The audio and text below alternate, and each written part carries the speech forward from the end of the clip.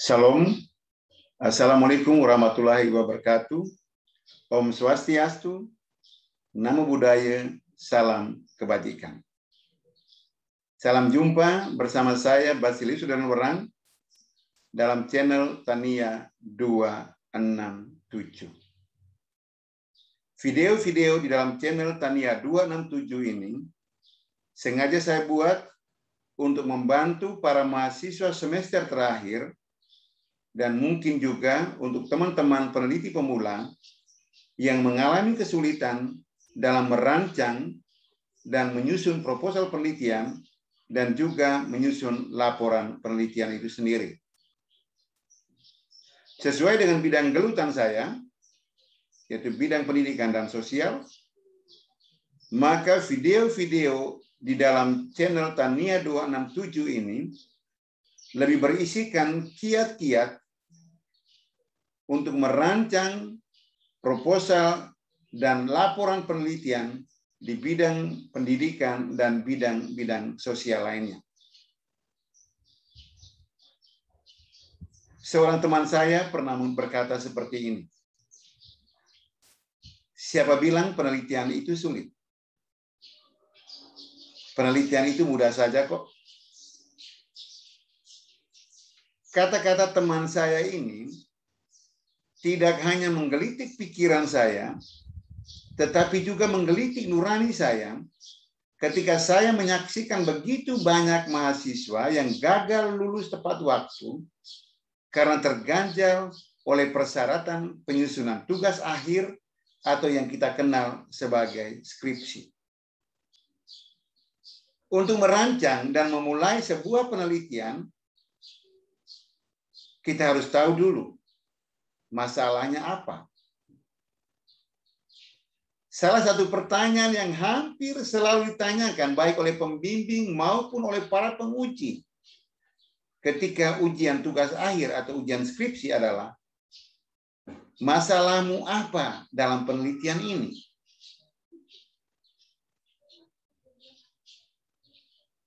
Hal ini penting untuk ditanyakan.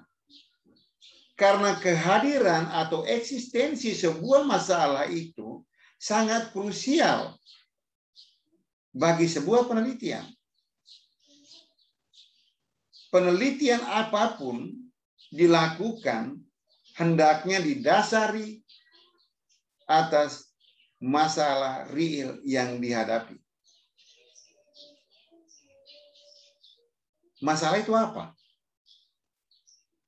Kita semua tentu tahu apa itu masalah. Sekedar sebagai pengingat untuk kita sekalian, masalah itu adalah gap, kesenjangan. Gap atau kesenjangan antara kondisi yang kita harapkan dengan kondisi real yang terjadi dalam keseharian kehidupan kita.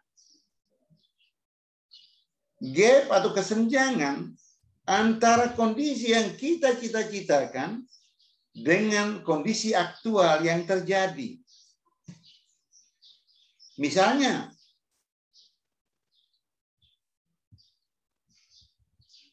kita semua mengharapkan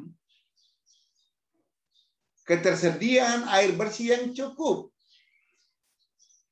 untuk pemenuhan kebutuhan hidup kita sehari-hari. Tetapi kondisi aktual yang kita hadapi adalah ketersediaan air bersih yang terbatas, ketersediaan air bersih yang minim. Contoh kesenjangan yang lain. Di masa pandemi ini kita semua mengharapkan bahwa rumah sakit memiliki cukup ruangan untuk perawatan pasien COVID-19.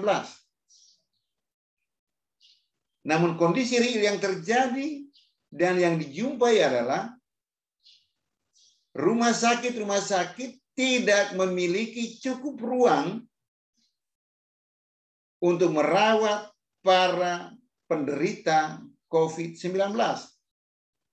Sehingga banyak penderita COVID-19 yang harus dirawat di tenda-tenda rumah sakit. Contoh kesenjangan lain. Kita semua mengharapkan bahwa sekolah-sekolah segera dibuka supaya para siswa, para anak kita bisa langsung berinteraksi dengan para gurunya, bisa langsung berinteraksi dengan teman-temannya. Para siswa, anak-anak kita bisa berinteraksi dan belajar dari para gurunya, dan juga bisa berinteraksi dan belajar dari teman-temannya. Tetapi kondisi aktual yang terjadi adalah sampai dengan saat ini sekolah-sekolah masih tertutup. Entah sampai kapan. Masalah-masalah yang kita hadapi dalam keseharian kehidupan kita itu ada begitu banyak. Di sini, seorang peneliti perlu melakukan apa yang kita sebut sebagai identifikasi masalah. Dia bahkan perlu membuat daftar masalah. Ada banyak contoh masalah yang dijumpai. Tadi saya sudah sebutkan 3. Masalah ketersediaan air bersih yang minim. Masalah ketidakcukupan ruang rawat bagi para penderita COVID-19. Masalah masih tertutupnya sekolah-sekolah, sehingga para siswa, anak-anak kita tidak bisa berinteraksi langsung dengan para guru dan teman-temannya. Contoh masalah lain, rendahnya kemampuan membaca siswa sekolah dasar, rendahnya kemampuan berhitung dasar siswa sekolah dasar, rendahnya volume penjualan produk di masa pandemi COVID-19 ini, perekrutan dan seleksi pegawai yang tidak sesuai dengan standar, tingkat penguasaan kosakata bahasa Inggris yang belum mumpuni, tingkat ketidakhadiran guru yang tinggi, kepala sekolah yang sering mangkir dari sekolahnya, motivasi belajar mahasiswa yang rendah, minat baca mahasiswa yang rendah. Itu semua adalah contoh-contoh masalah yang terjadi dalam keseharian kehidupan kita. Setidaknya itulah masalah-masalah yang saya jumpai dalam keseharian pekerjaan saya sebagai seorang pendidik dan juga dalam perjumpaan saya dengan orang-orang di sekitar saya. Dari sharing dengan mereka, saya bisa menemukan masalah-masalah yang saya sebutkan tadi.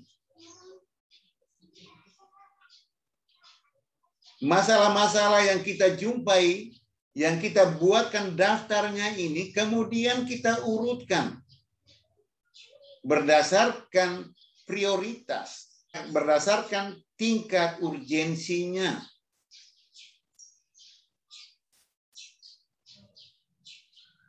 Setelah kita buatkan list masalah atau daftar masalah berdasarkan tingkat urgensinya, kemudian kita memilih masalah mana yang harus kita teliti lebih dahulu.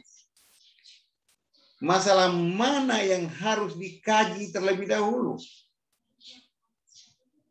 Nah, dalam memilih masalah ini, ada 2 hal yang harus diperhatikan oleh para peneliti ataupun para mahasiswa semester akhir. Hal pertama yang harus diperhatikan adalah tingkat urgensi masalah. Seperti yang saya katakan tadi, Apakah masalah ini memang mendesak untuk diselesaikan? Apakah masalah ini memang urgen untuk segera dicarikan solusinya melalui sebuah penelitian? Dan hal kedua yang juga harus diperhatikan oleh para peneliti dan juga oleh para mahasiswa semester akhir adalah masalah relevansi. Masalah dengan bidang keahlian, bidang gelutan.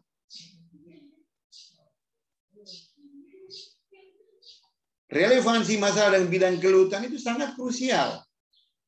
Karena ketika kita salah memilih masalah yang tidak sesuai dengan bidang keahlian kita atau bidang gelutan kita, sudah bisa dipastikan bahwa penelitian yang kita lakukan itu bisa berantakan atau bisa berhenti di tengah-tengah dan tidak selesai. Karena memang tidak sesuai dengan bidang gelutan kita. Adalah tidak mungkin misalnya seorang mahasiswa semester terakhir jurusan akuntansi memilih masalah kemampuan membaca yang rendah dari siswa sekolah dasar menjadi masalah yang hendak dikaji.